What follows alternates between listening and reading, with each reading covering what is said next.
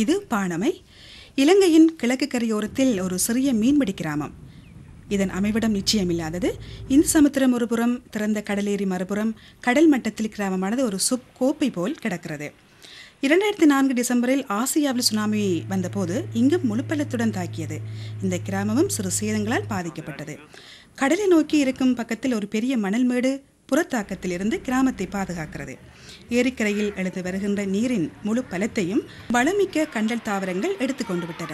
தாம் எவ்வளவு அதிர்ஷ்டசாலிகள் என்பதை இங்குள்ள மக்கள் உணர்கின்றனர்.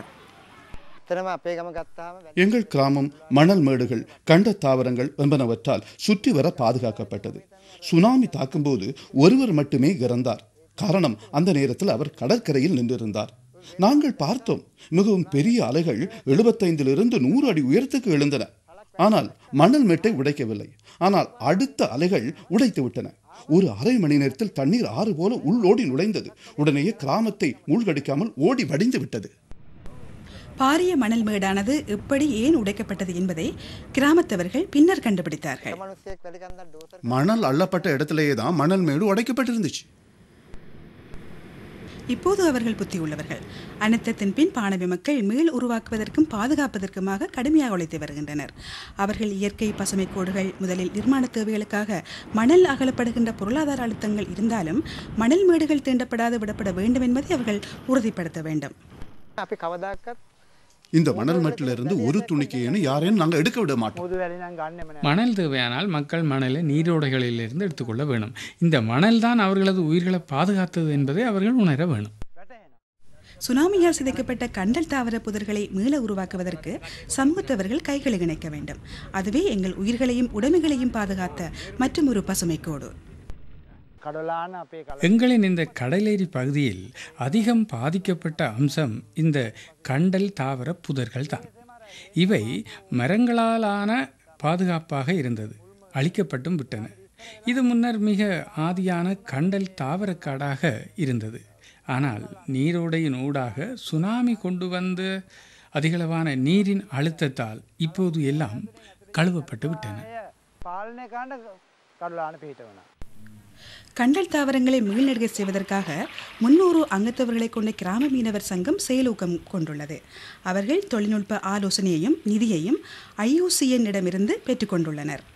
அது பணியை விரிவாக்குவதற்கும் அதிகமானவர்களை ஈடுபடுத்துவதற்கு உதவுகின்றது. ஒரு கண்டல் தாவர நாற்றுமேடு ஏற்படுத்தப்பட்டுள்ளது. நடுகைக்கு தயாராகும் வரை அங்கு முளைகள் நாட்டிடப்பட்டுள்ளன. ஆண்களும் பெண்களும் வேலைப்பளுவில் பங்கெடுத்துக் கொள்கின்றனர். சுனாமியால் அளிக்கப்பட்ட சூழலை மீளுருவாக்கம் செய்யும் பணியை நாங்கள் மீனவர் சங்கத்தினூடாக ஆரம்பித்தோம். நாங்கள் நினைக்கிறோம், இவை மீளுருவாக்கப்பட்டால் நாங்கள் சுனாமி போன்ற அனர்த்தங்களின் தாக்கத்திற்கு உள்ளாக தேவையில்லை. ஏனென்றால் நாங்கள் அதனை ஆரம்பித்து விட்டோம். உயரும் கடல் மட்டத்தில் இருந்தும் இப்போதுள்ளதை விட அதிகமான பாதுகாப்பை கண்டல் தாவரங்களில் இருந்து பெறும் வகையில் அங்கு கவன ஈர்ப்பு வளர்ந்து வருகிறது. கண்டல் தாவர புதர்களால் நண்டுகளும் களப்பு மீன்களும் பாதுகாக்கப்பட்டுள்ளன. கண்டல் தாவரங்கள் சிதைக்கப்பட்ட பின் களப்பு மீன்களின் அளவு ஏறத்தாழ அரைவாசியாக்கப்பட்டது. கண்டல் தாவரங்களின் மீள் உருவாக்கமானது நீண்டகால அடிப்படையில் களப்பு மீன்பிடித்தலுக்கு பயனுள்ளதாக இருக்கும்.